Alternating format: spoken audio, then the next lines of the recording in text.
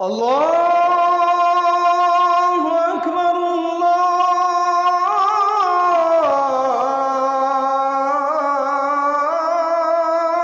আকবার। এই দুনিয়া কিছুই না।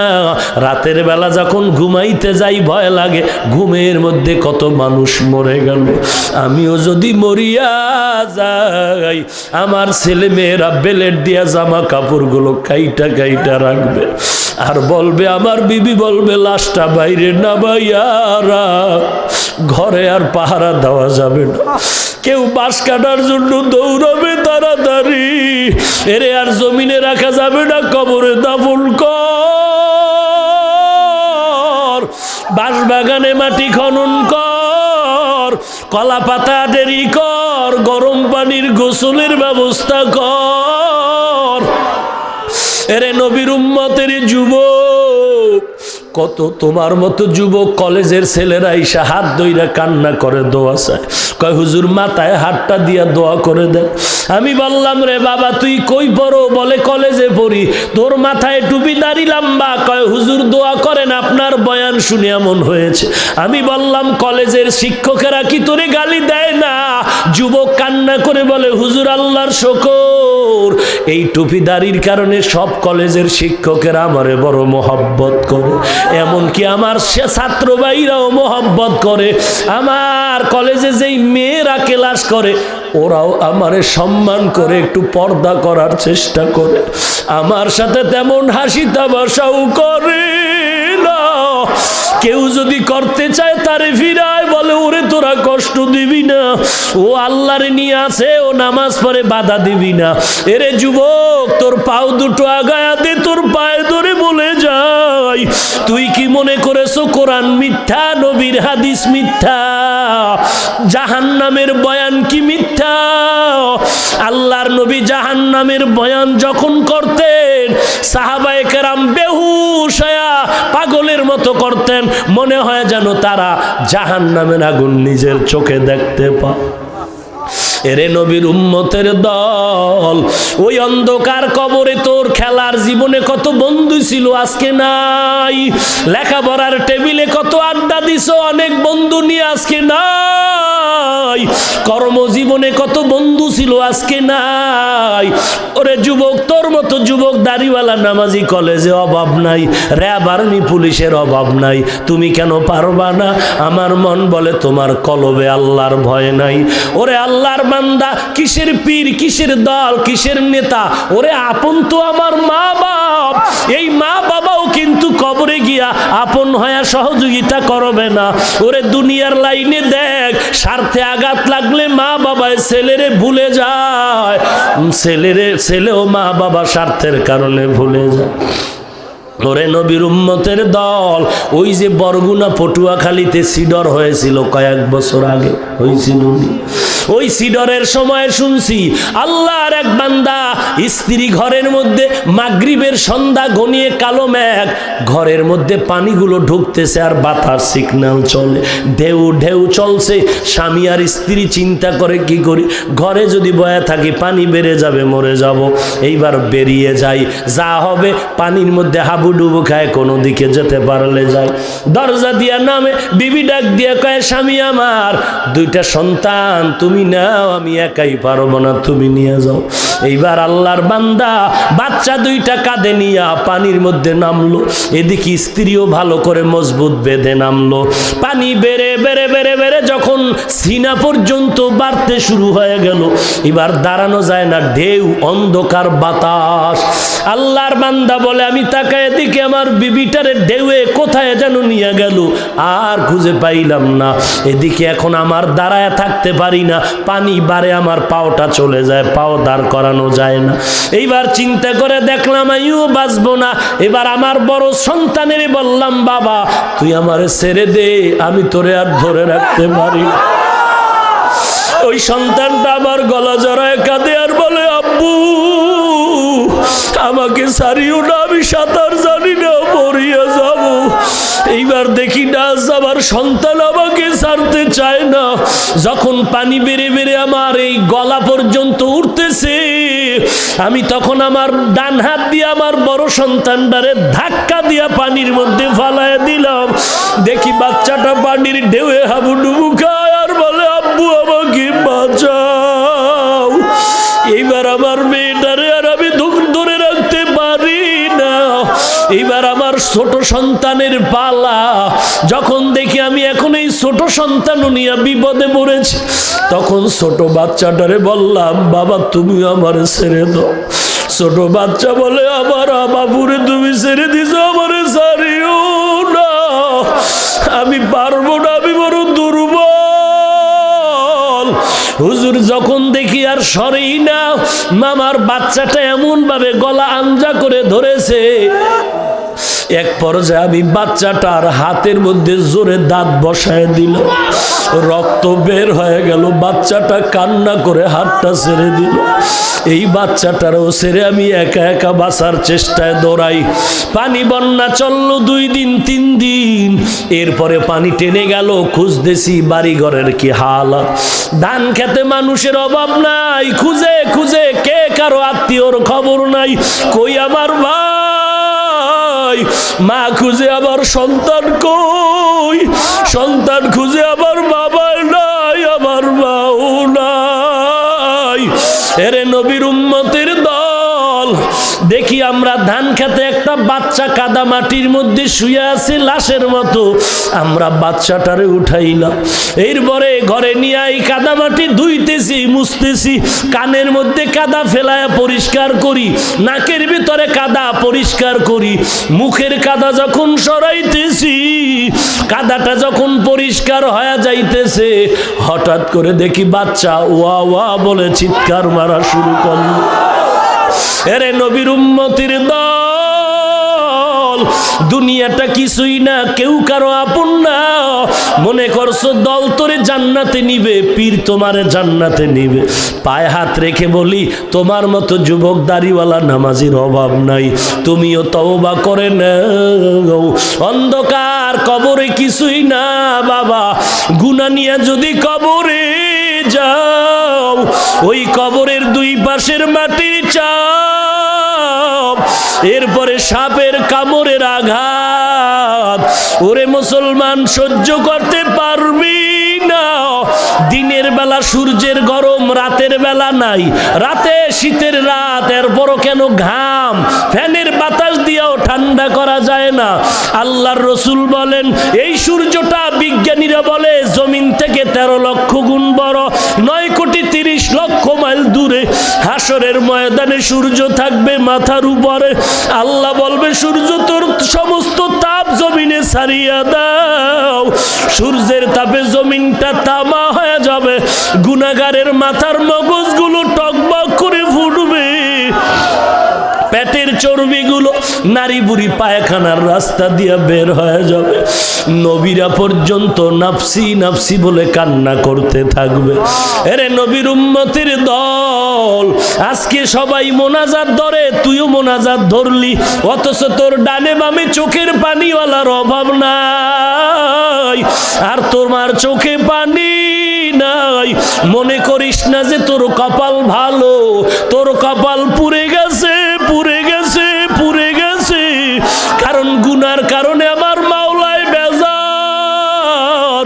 ওরে আল্লাহর বান্দা, মাথাটা নত করে তওবার দরজায় ফিরে আল্লাহকে ডাক দাও। ওরে আল্লাহ, তুমি আমার আপনার কেউ নাই। আমি কত অন্যায় করেছি তুমি জানো, আর গুনাহ করব না। তুমি আমাকে কান্নাওয়ালা চক্ষু দান করো আল্লাহ। আল্লাহ তুমি আমারে কান্নাওয়ালা চক্ষু দাও। যদি দেখো চোখে পানি না আসে, কান্নাওয়ালার কাছে হাতটা বাড়াইয়া দোয়া চাও। হাতটা বাড়ায় বলো, চোখের পানিওয়ালা ভাই, ওরে কান্নাওয়ালার দোয়া আল্লাহ খালি ফিরাইয়া দিবেন না। তুমি আমার জন্য একটু দোয়া করে দাও। আমার মতো খারাপ কেউ নাই। এই বয়ানটা সেদিন এক জায়গায় দিছি। মোনাজাতের পর এক যুবক আইসা কান্না করে, হুজুর আমি বহু অন্যায় করেছি, আমার নাজাতের কোনো পথ আছে নাকি? আমি বললাম, বাবা তুমি কি করো? বলে, আমি এক ইঞ্জিনিয়ারিং চাকরি করি। হুজুর আমি আমার মা বাবারে কষ্ট দিয়েছি, আমি আমার উস্তাদের কষ্ট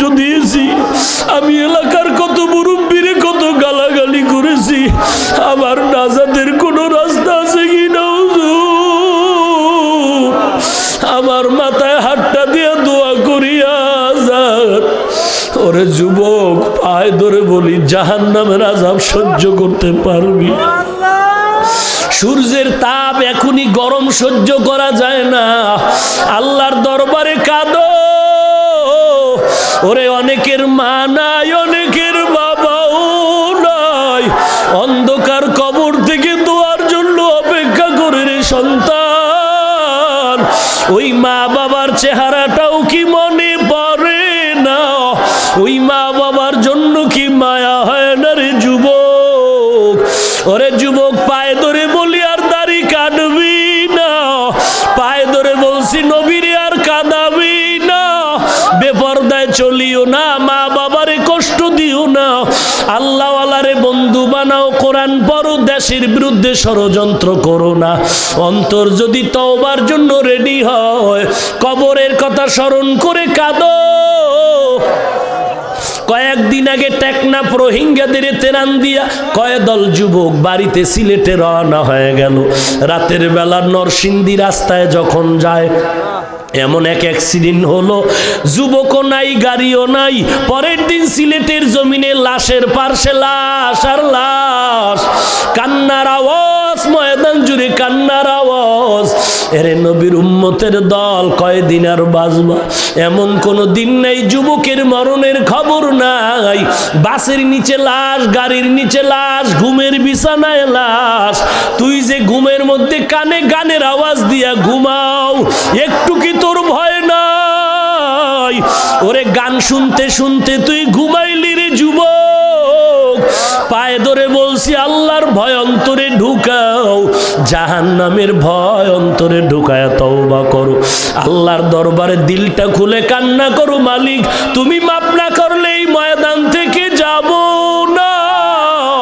আয় আল্লাহ, তুমি মাফ করে দাও। আল্লাহর দরবারে আমার জন্য দোয়া করো, আমিও দোয়া করি। আল্লাহ যেন আমাদের সবাইকে খাঁটি তওবা করার তৌফিক দান করেন।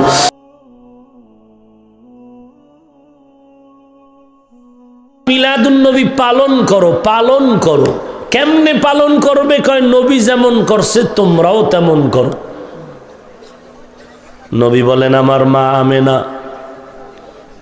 আমেনা বলেন, আমার সন্তান যখন দুনিয়ায় ভূমিষ্ঠ হয়েছে, কোনো রক্তপাত হয়নি, কোনো ব্যথা অনুভব হয়নি। আমাদের আম্মাজানের এমন হয়েছে, পালন হলো কিভাবে? মায়ার নবী বলেন, আমি দুনিয়াতে এসে আল্লাহর প্রশংসা করেছি, আমরাও তো মিলাদুন নবী পালন করা হয় নাই। পরে নবীর উম্মত মায়ার নবী বলেন, আমি রাস্তা দিয়ে চলতাম, চলে যাওয়ার পরেও বহুদিন ধরে রাস্তা থেকে মিশকের ঘ্রাণ। আমি আম্মা জানের কোলে থেকে কোনোদিন উলঙ্গ হই নাই, আমার এই শরীরে মশা মাছি জীবনে পড়ে নাই। আমার শরীরের ঘাম থেকে মিশকের ঘ্রাণ। আমি কোথাও বসলে গাছের ছায়া আর সাপের বাতাস। আপনারও হয়েছে? নবীর আঙ্গুলের ইশারায় চাঁদ আলাদা হয়েছে, আপনারও? তাহলে মিলাদুন নবী কিভাবে পালন করা যায়? না, এটা আলোচনা করে তৃপ্তি অর্জন করা যায়। ওরে নবীর উম্মত, এইবার মিলাদুন নবী আমরা মানি। রসুলের জন্ম না মানলে তো কিছুই নাই। এজন্য আমরা রসুলের জন্ম মানি, একদিন না। রসুলের জন্ম একদিন জন্ম, কিন্তু রসুলের জন্মে আমরা আনন্দ একদিন করি না। একদিন করি না। রসুলের জন্মে আমরা খুশি হয়ে রসুলের এই খুশির আনন্দ আজীবনের জন্য নিলাম। টুপি পরেছি রসুলের মোহাব্বতে, রসুল পেয়েছি রসুলের আদর্শের টুপি দিলাম। এটা দুঃখে দিছি না আনন্দে? রসুলের মোহাব্বতে আজ আমি টুপি পরলাম, দাড়ি রাখলাম, লম্বা জামা পরলাম, এটা তো কোনো বাবার নয়, তরিকার না, রসুলের তরিকা অনুযায়ী আমরা রসুলের মিলাদ মানি, একদিন না, আজীবন। এদিকে রসুলের জন্মের খবর পেয়ে আবু লাহাবের খাদেমা বান্দি সুয়াইবা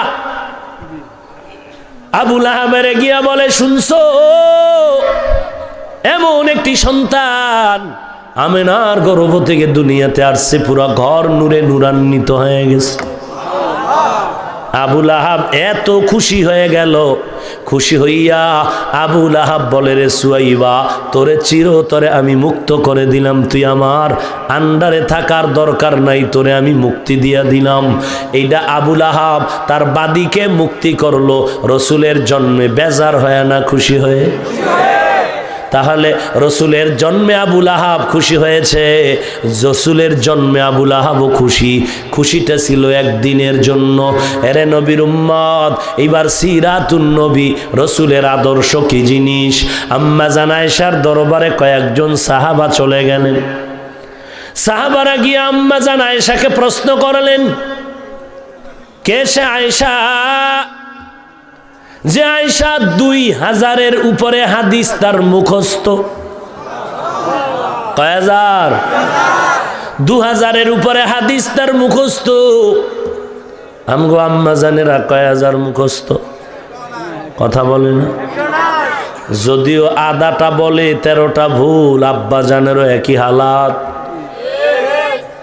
এবার আসেন আলেম ওলামা, পীর ফকির, মুফতি, মুহাদ্দিস। আমার জানা মতে বাংলাদেশে এমন কোন বীর মুফতি সাহেব বড় নাই যে একই জায়গায় দাঁড়ায় 500 হাদিস মুখস্থ শোনাবে। আমার কথা হলো, যেই আল্লাহর বান্দা 500 হাদিস দাঁড়ায় মুখস্থ শোনাতে পারবে না, সেই বান্দা কেমনে আহলে হাদিস হয়ে যায়?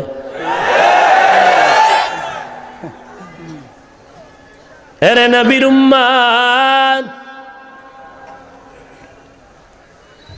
ভালো করে বুঝো, রাহমাতুল লিল আলামিনের আদর্শ জানার জন্য আম্মা জান আয়েশার দরবারে গেলেন। 2000-এর উপরে হাদিস তার মুখস্থ। এদিকে সাহাবাদের মাঝে রঈসুল মুফাসসিরিন আব্দুল্লাহ ইবনে আব্বাস, রসুলের চাচাতো ভাই, রসুলের ইন্তেকালের সময় আব্দুল্লাহর বয়স হলো 12 থেকে 13। এমন সময় আব্দুল্লাহ 12-13 বছর বয়সে রসুলের ইন্তেকাল হয়ে গেল। এদিকে এই আব্দুল্লাহ সমস্ত সাহাবাদের মাঝে মুফাসসিরিনদের হেড হলেন কিভাবে? বলে, রসুল একদিন ইস্তেঞ্জায় গেলেন, এসে তাহাজ্জুদ পড়বেন, অজু করবেন। আব্দুল্লাহ ফাঁকে রসুলের তাহাজ্জুদের অজুর পানি আগায় দিল। আল্লাহর নবী এসে বলেন, অজুর পানি কে দিল? বলে, আপনার ভাই আব্দুল্লাহ দিয়েছে। আমার নবী অন্তর ভরে দোয়া করলেন, ও মালিক, আব্দুল্লাহরে তুমি এলেমের মার্কাজ বানায় দাও, তুমি এলেম সিনায় দিয়া দাও, এলেমের মার্কাজ ওর সিনাটারে বানায় দাও। নবীর দোয়া কবুল হয়ে গেল। আব্দুল্লাহ এবার মুফাসসিরিনদের হেড, এলেমওয়ালা হয়ে গেছে। এই আব্দুল্লাহ এত বড় মুফাসসির হওয়ার পরেও কখনো যদি কোনো মাসআলায় সমাধান না পাইতেন, সমাধানের জন্য আম্মা জান আয়েশার দরবারে চলে যেতেন। কে সে আয়েশা? সাহাবায়ে কেরাম বললেন, রসুলের ক্যারেক্টার, আখলাক, আদর্শের কিছু বয়ান করুন। আম্মা জান বলেন, আফাতাকরাউনাল কুরআন, আপনারা কি কোরআন পড়েন না? ক্বালু বালা, হ্যাঁ আমরা কোরআন পড়ি। আম্মা জান বললেন, কানা খুলুকুহুল কুরআন, রসুলের আদর্শই হলো কোরআন, রসুলের আদর্শই হলো কোরআন।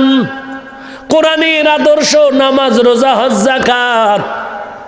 আজকে যে আশেকে রসুল বলে মিলাদুন নবী পালন করো, সিরাতুন নবী লাথি মারো।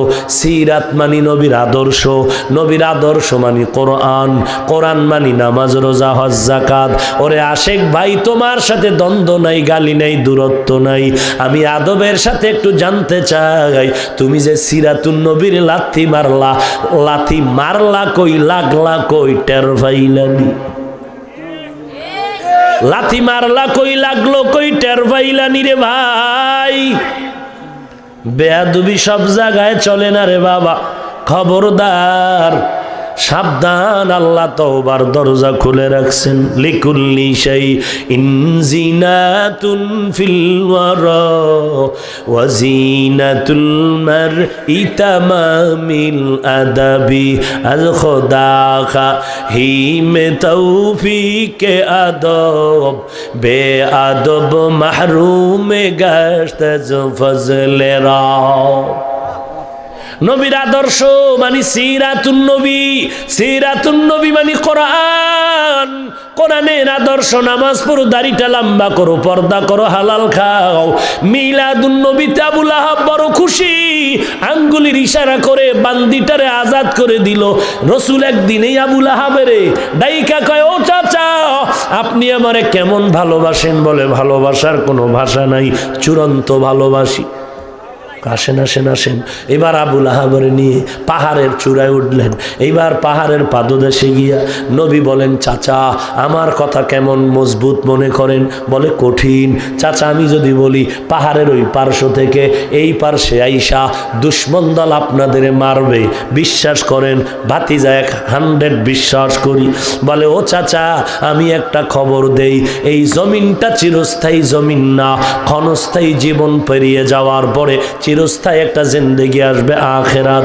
আমি আল্লাহর রসুল হয়ে বললাম, আমার আল্লাহ আমার একটা কোরআন দিছে, আমার সিরাতুন নবী, আমার আদর্শ, আমার আদর্শের এই কোরআন নামাজ পড়ার কথা বলেছে, সিরাতুন নবীর আদর্শে আমার জীবনীর মধ্যে পর্দার কথা বলেছে, জাহান্নাম থেকে বাঁচতে পারবেন। এই কথাটা যখন বলল, যে আবু লাহাব নবীর মিলাদে খুশি হইয়া বান্দিটারে আজাদ করে দিল, সেই আবু লাহাবের কাছে যখন সিরাতের বয়ান গেল, নবীর আদর্শের বয়ান গেল, আবু লাহাব এমনিই তো লাহাব মানে অগ্নিশিখা। লাহাব, আবু লাহাবের চেহারা ছিল আগুনের মতো লাল। এ নবী যখন সিরাতের কথা কইছে আরো গরম হয়ে গেছে। গরম হয়ে ধমক দিয়া বলে, ইয়া মুহাম্মদ তাব্বান লাকা, ইয়া মুহাম্মদ ধ্বংস হয়ে যাক তোর সারাটা দিন, হে মুহাম্মদ। লিহাজা জামাতানা, এজন্যই কি ডেকেছো? ধ্বংস হয়ে যা। যে আবু লাহাব আমার নবীর মিলাদে খুশি, ওই আবু লাহাব সিরাতুন নবীর বেলায় ধমক দিয়া নবীর গালি দেয়। আল্লাহ সাথে সাথে আয়াত নাজিল করে বললেন, তাব্বাত ইয়াদা আবি লাহাবি ওয়া তাব। এ রাসূল আপনার ধ্বংস হবে না, সিরাতুন নবী যারা লাথি মেরেছে তাদেরই ধ্বংস হবে।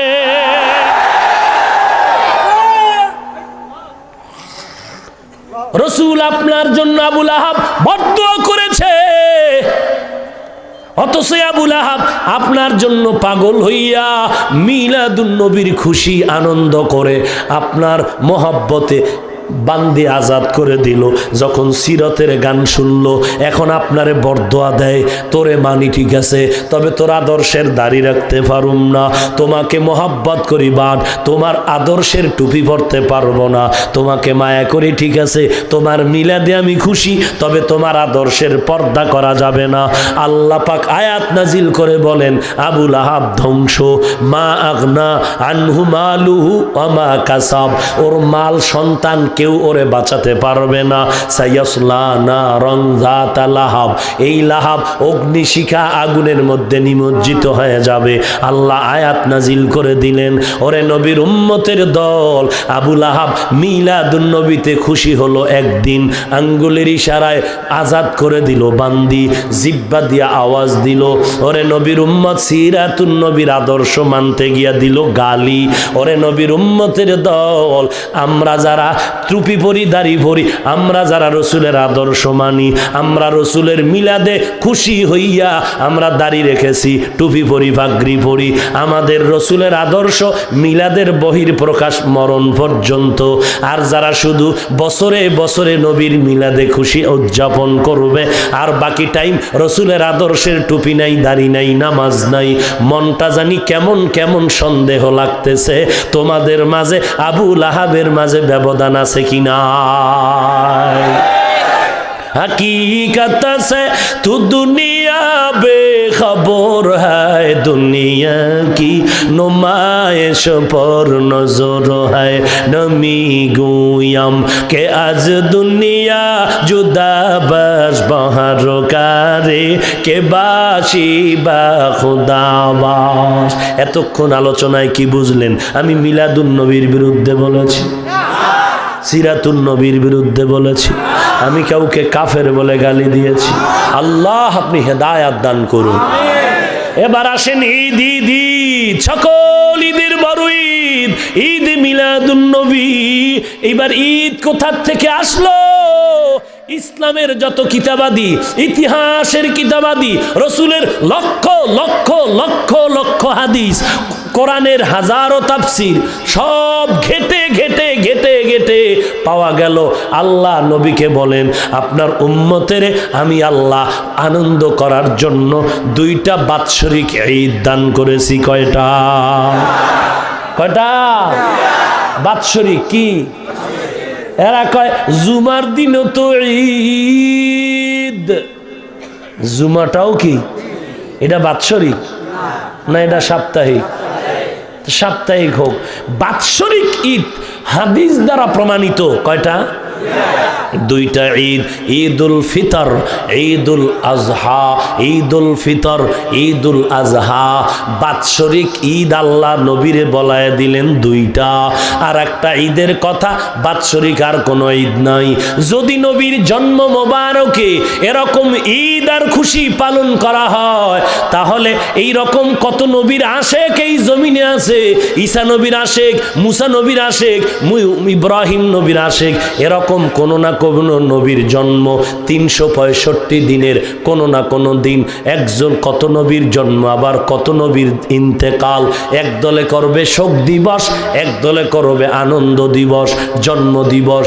এই রকম ইসলাম যদি রাস্তা খুলে দিত, তাহলে এমন ফিডাফিডি রক্তক্ষয়ী সংঘর্ষ হতো, এই সংঘর্ষ সামাল দেওয়ার শক্তি দুনিয়ায় কারো হতো না। এজন্য এই সংঘর্ষ থেকে বাঁচাবার জন্য ইসলাম কোনো দিবস পালন করার অনুমতি দেয় না।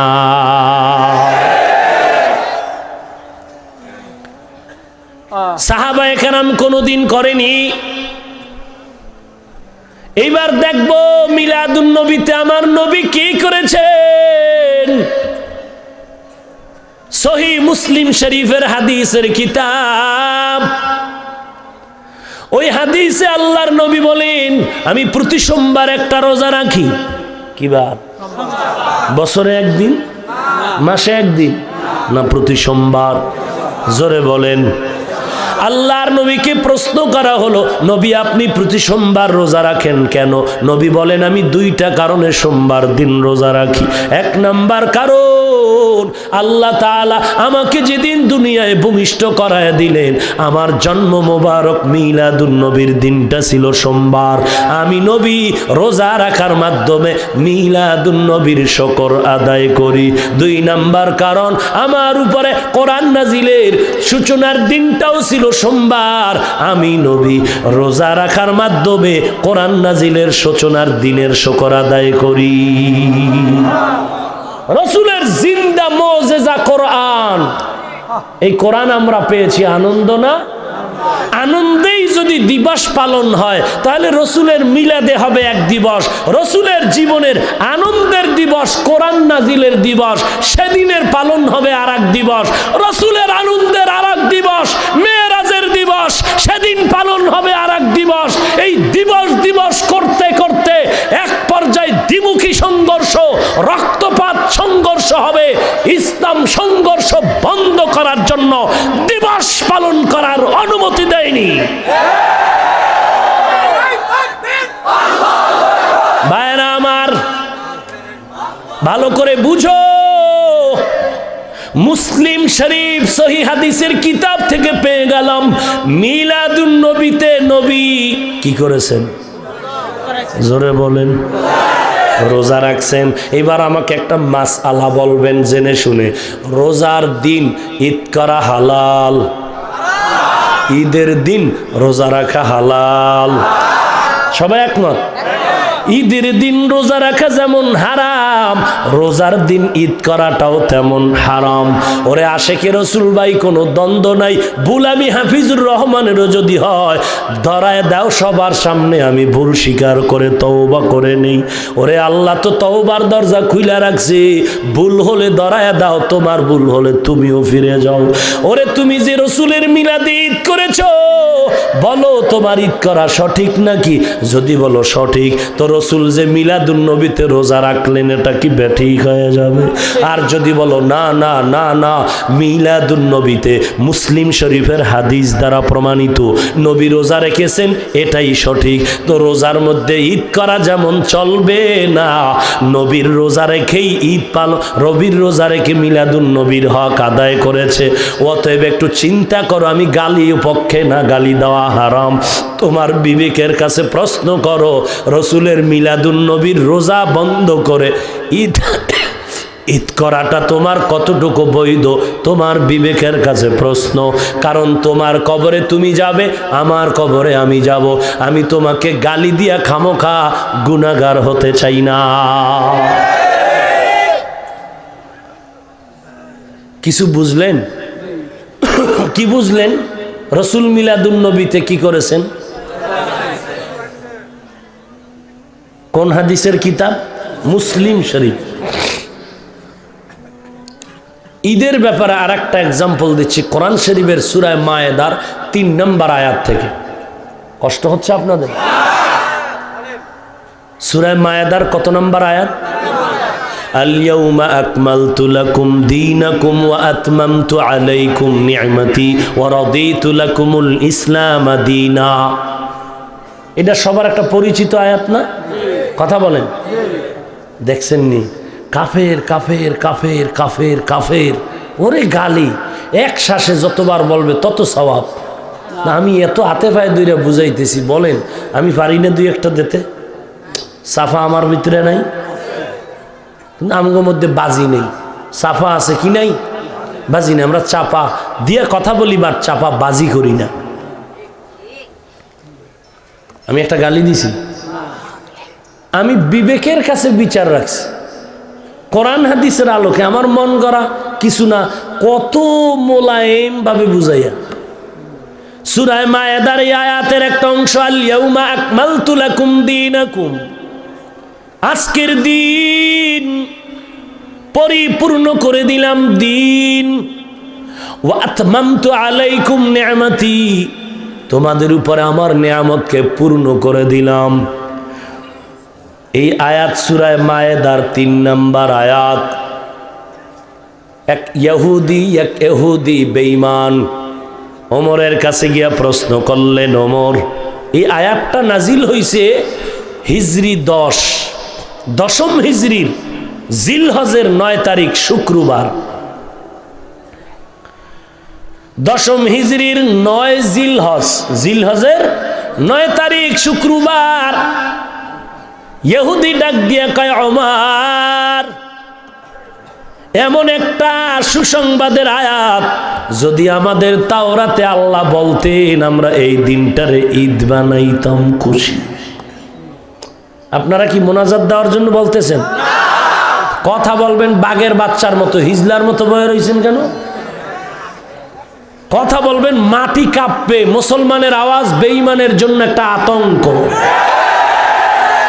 ভয় পাইতেছেন? এই বেটা ভয় পাও? এদেশে তাবলিগওয়ালা কম, চরমনাই কম, উজানি কম, দেওবন্দি কম, পিডা শুরু করলে পালাবার জায়গা পাবি না। কিসের ভয় পাও?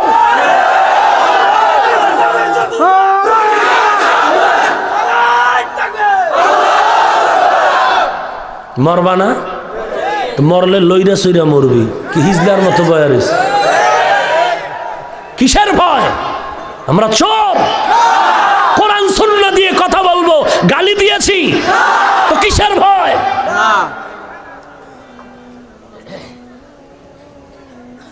বারবার বলতেছি ভুল হতেই পারে, ধরায় দাও, শেষ। আমরা বেয়াদব না, জীবনে কারোর সাথে বেয়াদবি করিনি।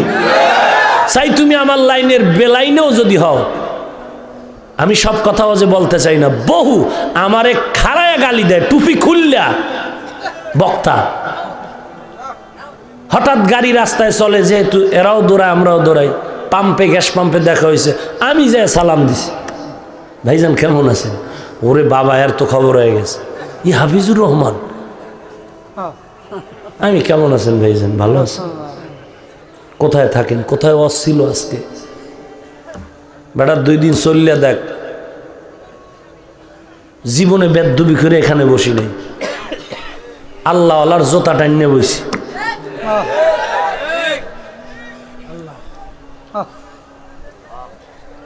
আল্লাহ আপনি হেদায়েত দান করুন।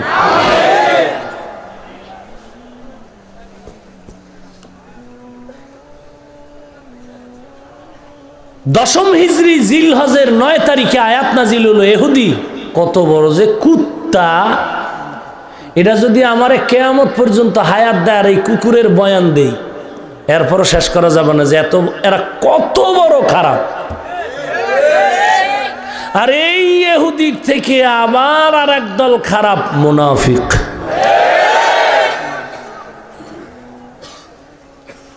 আল্লাহ আপনি গোটা জাতিকে কুদরতের হাতে হেফাজত করুন। বেটা কোরআন শরীফের আরবি পারো না? বুখারী শরীফ আরবিটা দিলে কয় খোদার কসম আব্বাও বুঝবে না, আমিও বুঝি না। হেই লোকে আবু হানিফারে গালি দেয়, খাজা মঈনুদ্দিনের কয় গাঞ্জাখোর, বাউয়া ব্যাং হাতিরে লাথি দেয়। বাউয়া ব্যাং চিনেন? যে বৃষ্টির সময় জিকিরের আওয়াজ করে, ব্যাঙে গান গায় না, খোদার তসবি পড়ে। আর কোরআন শরীফের আয়াত তো, এ ব্যাং কার তসবি পড়ে? আল্লাহর তসবি পড়ে। এটা কইতে আবার ভয় লাগে না। আরে কোনো এক বুজুর্গ কয় যে দেওয়াল ঘড়ি কাটা যে টুন টুন করে বাড়ি দেয়, এটা খোদার জিকির করে। এইবার হাফিজুর রহমান রে মুশরিক বলার ফতুয়া ওপেন হয়ে গেছে। শুনছো? ঘড়িতেও বলে আল্লাহর জিকির করে। ওরে মুশরিক, ঘড়ি হরদম বগুয়াদ আল্লাহু না গুয়াদ টুন টুনা টুন টুন না টু টু बज़ाहिर सम एमी आयद के टूटू के दरमाना बगुयद अल्लाहू।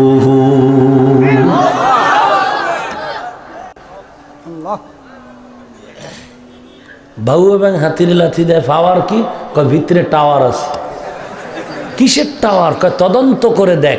তদন্ত করে দেখা গেল ব্যাঙের পাছার ভিতরে আইয়ুব খানের পয়সা লাগানো।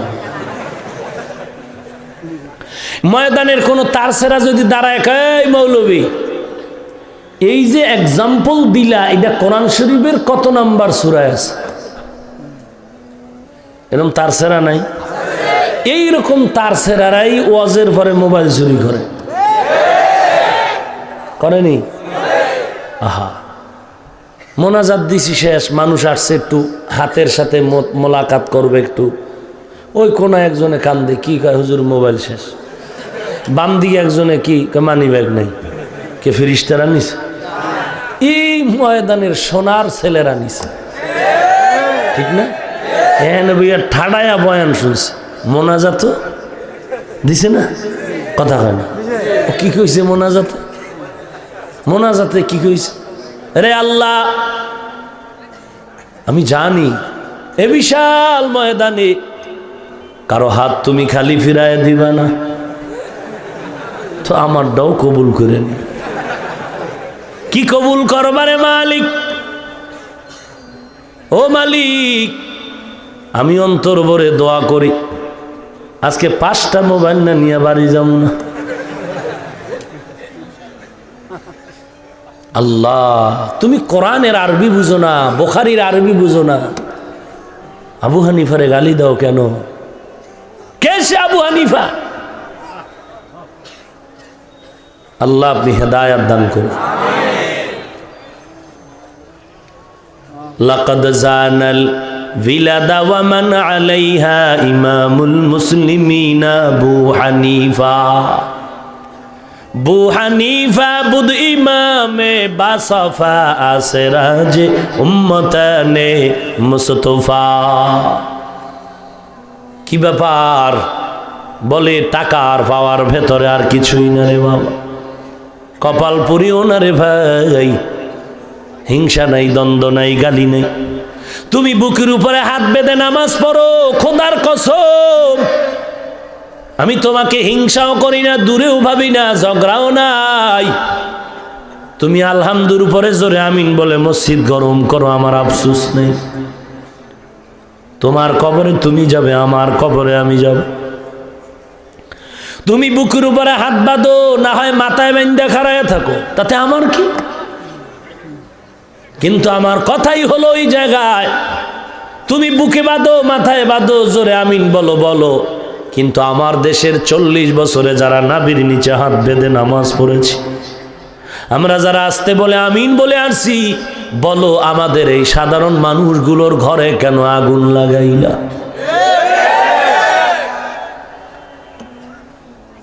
যেই লোকগুলো ইংরেজি পড়েছে, ধর্মের সোয়া পায়নি, তাবলিগের সোয়া পেয়ে চরমনাই উজানি আল্লাহওয়ালার বয়ান শুনে সারসিনা ফুরফুরা বাহাদুর ফুরুজানি আল্লাহওয়ালার বয়ান শুনে শুনে আজ দাড়িওয়ালা নামাজি হয়ে গেল। বহু র্যাব, আর্মি, পুলিশ, বিডিআর, ইংরেজি পড়ুয়া বহু আল্লাহর বান্দা স্কুলে পড়ে, কলেজে পড়ে, দাড়িওয়ালা নামাজি ছাত্র অভাব নাই। ড্রাইভারি করে দাড়িওয়ালা, কৃষিকাজ করে দাড়িওয়ালা নামাজি। এটা তাবলিগওয়ালা আল্লাহওয়ালাদের সোহবতের কারণে হলো। আজকে তুমি যদি বলো এরা জাহান্নামী, এরা যে আরামে ঘুমায় থাকবে, না না, এত গালি দিবা, ঘরে আগুন লাগাইবা। আমরা তোমার ঘরে আগুন লাগাবো না, ঠিক আছে, তবে আমগো ঘরের আগুনটা নিবান লাগবে, এই জন্যই কিছু কথা বলতে হয়। এই দেশে যারা 40 বছর হাদিস পড়ায়, এরা কেউ হাদিস বুঝে না। আপনি বাংলা পড়ে সব বুঝে ফেলেছেন, ভালো, ওয়েলকাম, বুঝছেন ভালো, কিন্তু পণ্ডিতি করিয়েন না, সাবধান। বলেন, বুকে হাত বাঁধার বিরুদ্ধে বলেছি? আমি একটু চরমনাইয়ের নাম নেই, হাটহাজারীর হুজুরের নাম নেই, আমি একটু খাজা মঈনুদ্দিনের প্রশংসা করি, হাজী এমদাদুল্লাহ মুহাজির মক্কি, হাফিজজি হুজুর, পীরজি হুজুর, শাহজালাল, শাহ ফারান, শাহ মাখদুম, শাহ আমানত, শাহ আলী, খানজাহান আলী, বড় বড় শামসুল হক ফরিদপুরি, বড় বড় আল্লাহওয়ালা, বড় বড় আল্লাহওয়ালার নাম নিয়ে বয়ান করি, মাঝে মাঝে প্রশংসা করি। ওরে মুসলমান, আমার জাতি ভাইরা বলে হাফিজুর রহমান একটা পীর পূজারি, মুশরিক, একটা ব্যক্তির পূজা করে। ও ভাইজান, আপনার সাথে আমার আদবের সাথে প্রশ্ন, একটু জানতে চাই, আপনি আল্লাহর বান্দা, অল টাইম হাঁটতে চলতে উঠতে বসতে খাইতে নাইতে সব সময় ডাক্তার জাকির নায়েকের গুণগান, মতিউর রহমান আল মাদানির গুণগান, আব্দুর রাজ্জাক বিন ইউসুফের গুণগান, ওই কাজী ইব্রাহিম সাহেবের গুণগান, এরপরে মুজাফফর বিন মোহসেন সাহেবের গুণগান, ওই আল মাদানির গুণগান, কত গুণগান বললেন। শুধু গুণগানই না, পাশে আবার গালাগালি শুরু করলেন, তাবলিগওয়ালারা জাহান্নামী, পীর মুরিদিওয়ালারা জাহান্নামী, অমুক পিসাব জাহান্নামী, এত কিছু বললেন। আমি একটু প্রশ্ন করি, আপনি কার পূজা করে? আমাকে বরিশাল্লা ভাষায় কয়, নিজের বেলায় টাইন্না ধরিস, পরের বেলায় বান্যা মরিস।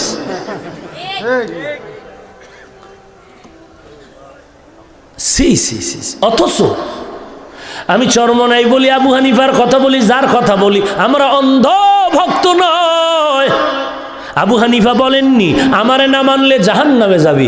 আমরা যত পীরের কাছে যাই, আমাকে কোনো পিসাব বলেননি যে আমারে না মানলে জাহান্নামে যাবি। বলবেন মানকা।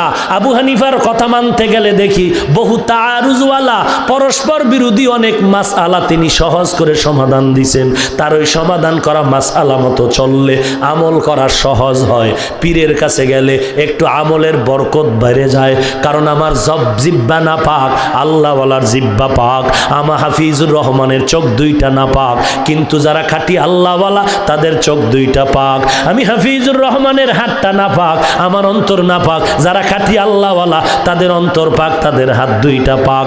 এরা যদি একটু ভালো চোখ দিয়া ভালো নজর দেয়, আমি মনে করি বড় বরকত বেড়ে যায়।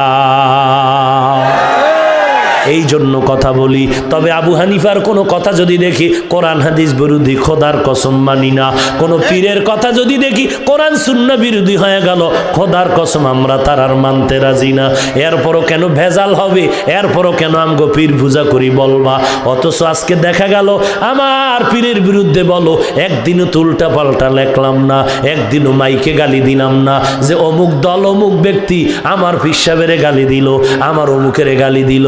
বুঝাইয়া বুঝাইয়া নাম ছাড়া মোটামুটি লাইনে আদবের সাথে বলার চেষ্টা করি, পুরাটা ইশারায়ও বলি না, জানো মানুষ দিনের দিকে আগায় যায়, ভুলটা সংশোধন হয়। অথচ তুমি এমন অন্ধভক্ত হয়ে গেছো, আজকে তুমি অন্ধভক্ত হইতে গিয়া তারে মাথার তাজ বানায়া আর একজনারে কাফের বলে ফতুয়া দিলা। এইবার বুঝা গেল কে বেশি পূজা করে, আল্লাহ সাক্ষী।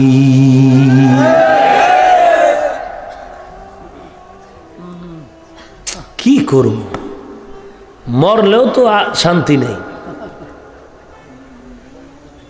আহা, বক্তা সাহেব কয় ইসলামে নির্দিষ্ট রসুলের কোনো পোশাক নাই। ঘুমান আপনারা? ইসলামে রসুলের নির্দিষ্ট কোনো পোশাক কি আর নাউজুবিল্লাহ খান মিয়া মেমোরির মধ্যে বয়ান শুনে কানে তার লাগায় ঘুমান, খালি নাউজুবিল্লাহ শিখছে, এখানে নাউজুবিল্লাহ, এখানে যায় কাউজুবিল্লাহ।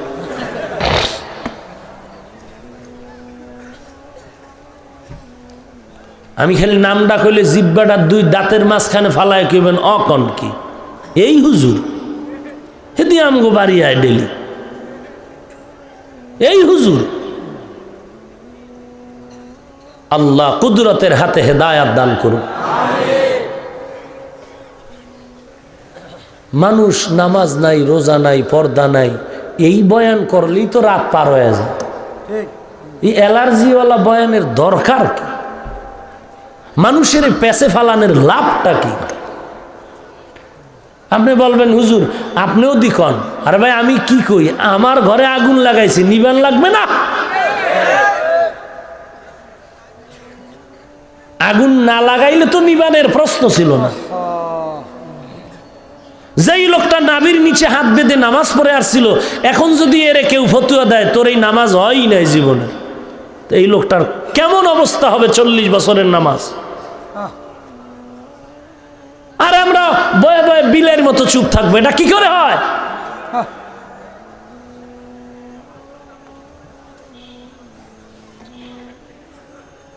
যত কিছু বলি পর্যালোচনা কই, জাকির নায়কের তো একটা গালি দেই নাই, দিছি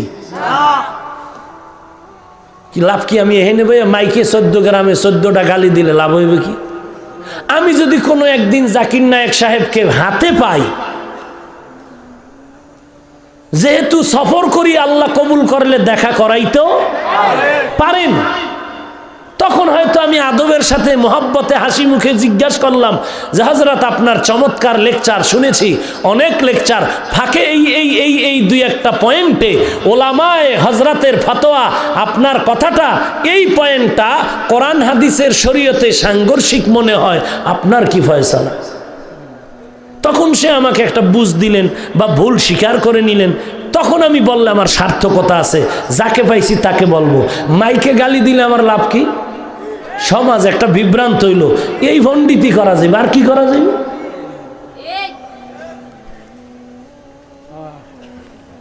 আল্লাহ হেদায়াত দান করুন।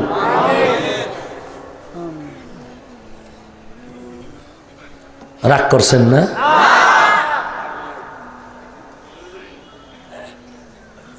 কথা বুঝতে আপনাদের সমস্যা হয়?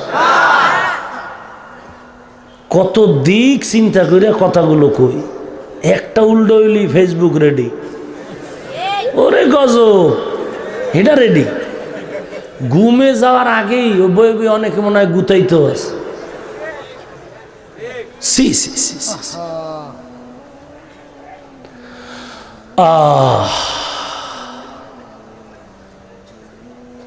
ভাইরা আমার,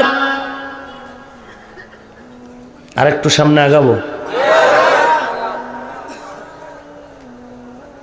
রাহমাতুল লিল আলামিন জমিনের মধ্যে এসেছে, আবার এই মাসেই নবী বিদায় নিলেন। ও ওই কথাটার সমাধান দেই নাই। ওমরের এহুদি প্রশ্ন করছে, ভুললে গেছেন? বলবো না যাবো আর একদিন? সূরা মায়েদার কয় নাম্বার আয়াত? ওমরের কয় আমগো তৌরাতে যদি এই আয়াত আইতো কি করতাম? খুশি ঠেলায় ঈদ করতাম। ওমর দুইটা জবাব দিলেন, চমৎকার জবাব। এক নাম্বার জবাব, আরে ইহুদি, আমাদের মুসলমানের মধ্যে ঈদ এটা বান্দার পক্ষ থেকে নির্দিষ্ট হয় না, আল্লাহ নির্দিষ্ট করে দিয়েছে। মুসলমানের ঈদ বান্দায় রেডি করে না, আল্লাহ রসুল রেডি করে দেয়। দুই নাম্বার, আমি মোনাজাত দিয়ে দেবো, কিন্তু ফট করে মোনাজাত দিয়ে দেব।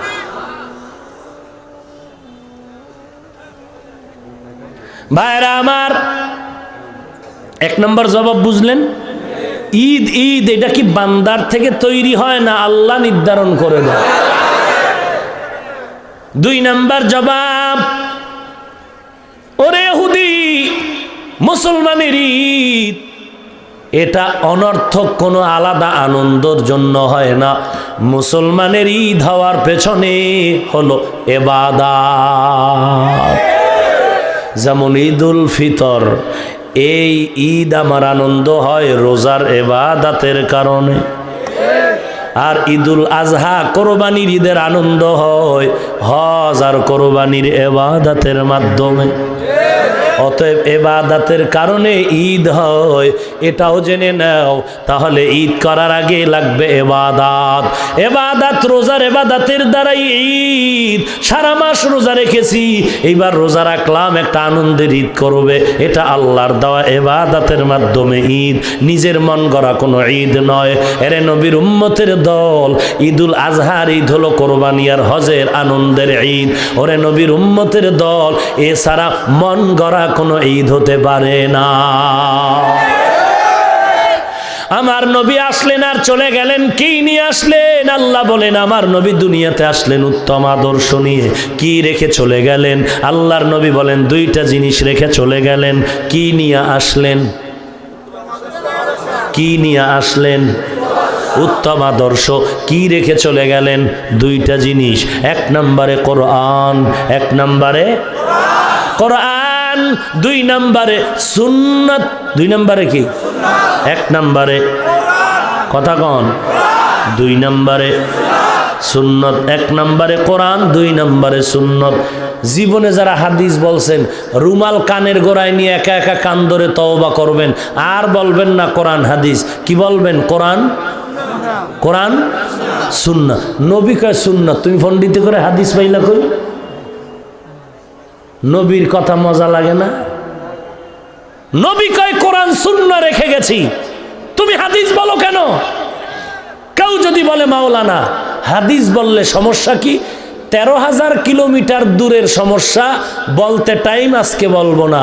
রসুল এক নাম্বার, রসুল বলেছেন সুন্নাত, তুমি হাদিস বলো কেন?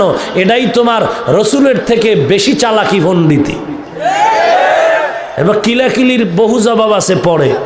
রসুল বলেন আলাইকুম বিসুন্নতি ওয়া সুন্নাতিল খুলাফাইর রাশিদিন। হাদিস না সুন্নাত? মান আহাব্বা সুন্নতি ফাকাদ আহাব্বানি। হাদিস না সুন্নাত? মান তামাসসাকা বিসুন্নতি ইনদা ফাসাদি উম্মতি। হাদিস না সুন্নাত? সুন্নাত। নবী রেখে গেলেন দুই জিনিস, কোরআন সুন্নাহ। আসলেন উত্তম আদর্শ নিয়ে। কেমন উত্তম আদর্শ? যেই আদর্শের গুণগান দুনিয়াতে আসার নবীর আগে অন্য নবীরাও বলে, বেঈমানেরাও গুণগান বলে। এমন এক সময়ে নবী মক্কায় আসলেন, যেই সময় মক্কার মানুষ চূড়ান্ত বেহায়া বেলাজা। মক্কার মানুষের মতো বেহায়া কেউ নাই। নারী আর পুরুষ উলঙ্গ হায়া বাইতুল্লাহ তাওয়াফ করে। শুধু তাই না, এই মক্কার মানুষগুলো যুবক যুবতী অবাধে চলে, যেখানে সেখানে মনে চায় যৌবনের আদান প্রদান করে। এরা ভালো না খারাপ? এবার প্রশ্ন যদি করেন, বাইতুল্লাহ তো দামি একটা ঘর, যেখানে এক রাকাত নামাজে কত সওয়াব। 1 লক্ষ রাকাত নামাজের সওয়াব। আর বাইতুল মাকদিস যেটা ট্রাম্পে দখল করার জন্য পায়তারা করেছিল, মুসলমানের আন্দোলনের কারণে ট্রাম্পের পাগলামি আর টিকলো না। ঠিক কিনা বলো? এরে নবীর উম্মতের দল, মুসলমানের অস্ত্র নাই বেঈমানেরা জানে, মুসলমানের টাকা নাই বেঈমানেরা জানে, এরপরও মুসলমানের কেন ভয় করে? ওরা জানে মুসলমান মরণের ভয় করে না। মুসলমানের তাকবীরের আওয়াজ এত কঠিন, মুসলমানের আওয়াজে বেঈমানের ঘুম হারাম, মুসলমানের তাকবীরের আওয়াজে বেঈমানের অস্ত্র কেঁপে কেঁপে পড়ে যায়। বেঈমানেরা মুসলমানের আওয়াজটা শুনলেই মাথা গরম, মিছিলের আওয়াজ শুনলেই মাথা গরম। মুসলমানের আওয়াজ বেঈমানের জন্য ঘূর্ণিঝড়।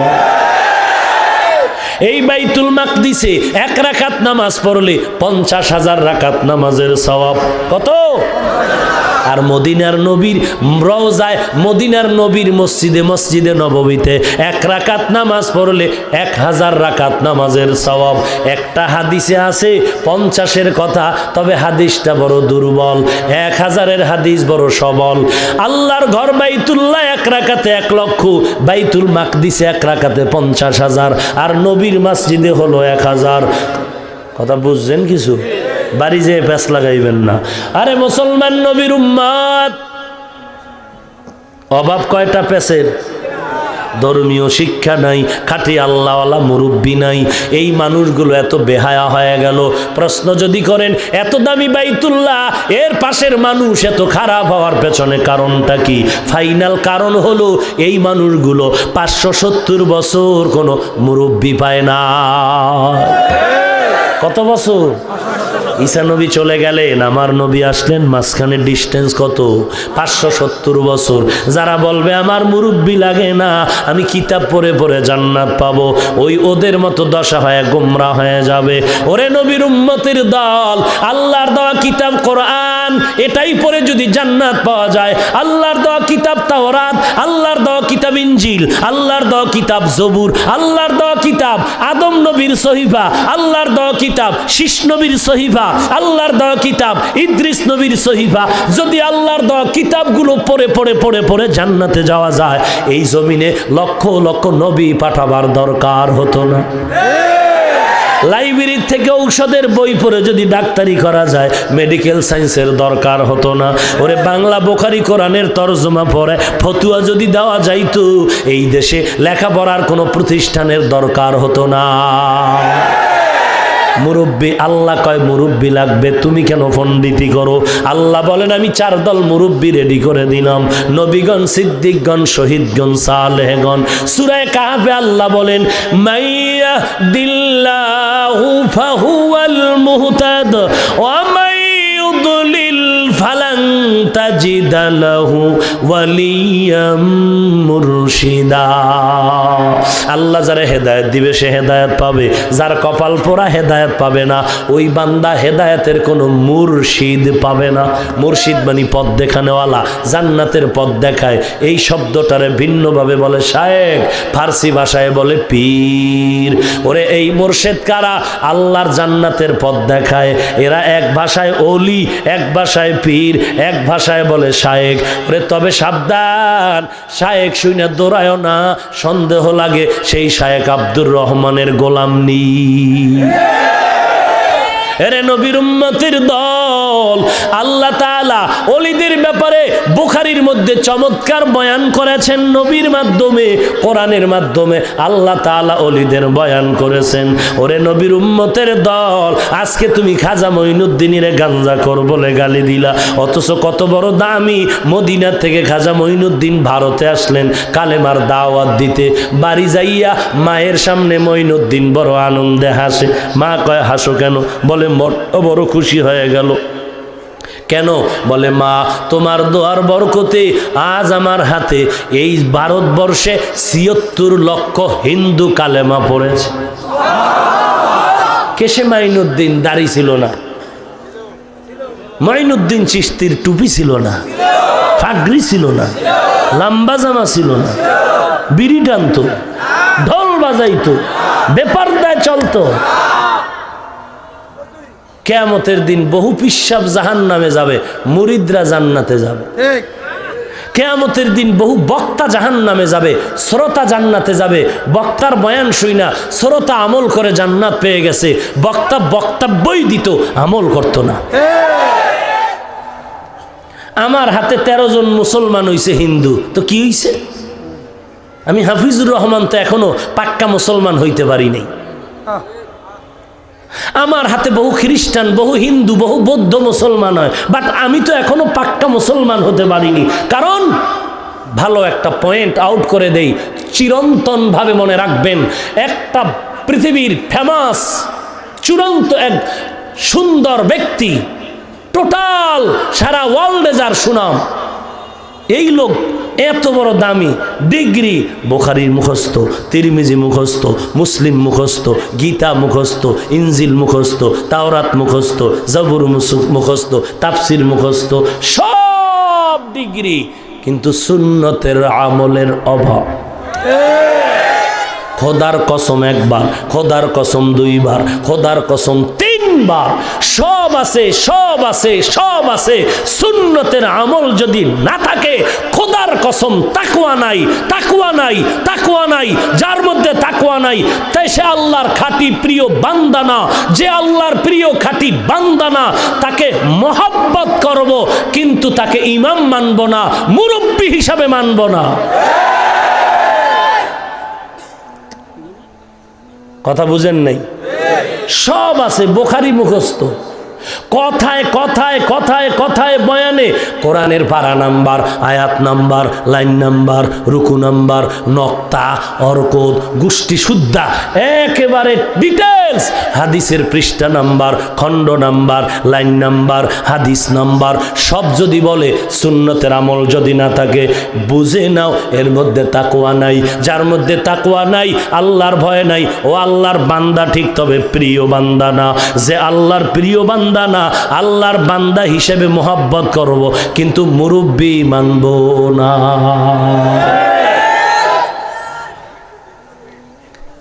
কি বলছি তারে ফিডাইতে? আর কেমনে বুঝাইতাম বাংলাদেশের মানুষের? আল্লাহ আপনি হেদায়েত দান করুন। আমার নবী এমন উত্তম আদর্শ নিয়ে জমিনে আসলেন। নবীর আদর্শ ওই লোকগুলো পাওয়ার পর এত দামি হয়ে গেল, এখন তাদের নামের শেষে লেখা হয় সাহাবী। শুধু তাই না, 10 জন সাহাবা দুনিয়ায় জান্নাতের টিকিট পেয়ে গেছেন। 1 নম্বরে আবু বকর, ওমর, ওসমান, আলী জান্নাতের টিকিট হাতে পেয়ে গেলেন দুনিয়াতে জীবিত হালাতে। 4 খলিফার বাংলা জীবনী পড়ে দেখো, দেখো তাদের জীবনী। এত দামি সাহাবী জান্নাতের টিকিট পাওয়ার পরও মৃত্যু পর্যন্ত শুধু কান্না করেছে। আজকে ময়দানে কোনো কান্নার বয়ান নাই, গালাগালি চলে আর হাসি তামাশা চলে। এই বক্তাই নাকি বড় দামি বক্তা। এক বক্তা তো বয়ানে বলল, শুনলাম, বেশি কাঁদবি না রে বাঙালি, নবী বেশি কাঁদে না। অথচ আল্লাহ বলেন, ফালিয়াজহাকু কালিলান ওয়ালিয়াবকু কাসীরা, কম হাসো, বেশি বেশি কান্না করো। মদিনার নবী বলেন, চোখের পানি ছেড়ে যদি কান্না করো জাহান্নামের ভয়ে, আল্লাহ তাআলা চোখের পানির বরকতে জাহান্নাম হারাম করে দিবে। ওরে যুবক আমার কলিজার ভাই, তুমি অমুক দল করো, অমুক পীরের দরবারে যাও, তোমার সাথে আমার কোনো হিংসা নাই, দ্বন্দ্ব নাই। নবীর উম্মত হিসাবে, আল্লাহর বান্দা হিসাবে আমি কলিজাটা দিয়ে তোমার অনেক মহব্বত করি। যদি 2টা পাও আগাইয়া দাও, আমি তোমার পায়ে হাত রেখে বলবো, রে বাবা, এই টুপি মাথায় দিলে মাথা গরম হয়, তোমার থেকে মোটেও কম বুঝি না। দাড়ি রাখলে যৌবনের ভাব চলে যায়, এরে যুবক, আমি তোমার থেকে মোটেও কম বুঝি না রে বাবা। লম্বা জামা পরলে শরীর গরম লাগে, তোমার থেকে মোটেও কম বুঝি না। আজকে যদি দাড়ি কাইটা শার্ট প্যান্ট টাই লাগায়া মোবাইলের তার কানে দিয়া রাস্তায় চলতাম, খোদার কসম কেউ আমারে বাধা দিত না। কিন্তু কেন টুপি মাথায় দিলাম, কেন দাড়ি রাখলাম, লম্বা জামা পরলাম? যদিও সার্টিফিকেট নাই, টাকা পয়সার বাহাদুরি নাই, আল্লাহ এত সম্মান দান করেছেন, পৃথিবীর 1 নম্বরের ধনী লোকটাও এত সম্মানে নাই। এরে যুবক আল্লাহর গোলাম, ওরে চোখ তো অন্ধ না, মাথাও নষ্ট হয় নাই, মাথা তোমারটা নষ্ট কারণ তুমি আজকে নেশাগ্রস্ত হইয়া মাথাটার ব্রেন তুমি আউট করে ফেলেছো। তোমার মাথা নষ্ট হতে পারে, আমার টুপির কারণে মাথা নষ্ট হয়নি। এরে যুবক আল্লাহর গোলাম, এরপরেও যদি বলো এ টুপি দাড়ি ছাড়াই জান্নাত পাওয়া যাবে, গ্যারান্টি দাও, কোরআনে ভুল আছে প্রমাণ দাও, আমি এখনই দাড়ি কাটে ফেলবো, টুপি ফালায় দিব। পারবা না রে বাবা, আমার তো এমন বেশি বয়স না, আমি তোমার মতো একটা যুবক ছেলে। মাথা নষ্ট হয় না রে বাবা। গান শুনলে দিলে খুব মজা লাগে, তোমারও যেমন লাগে আল্লাহর কসম আমারও তেমন লাগে। কারণ তোমার মধ্যে যেমন যৌবনের আকর্ষণ, আমার মধ্যেও তেমন যৌবনের আকর্ষণ।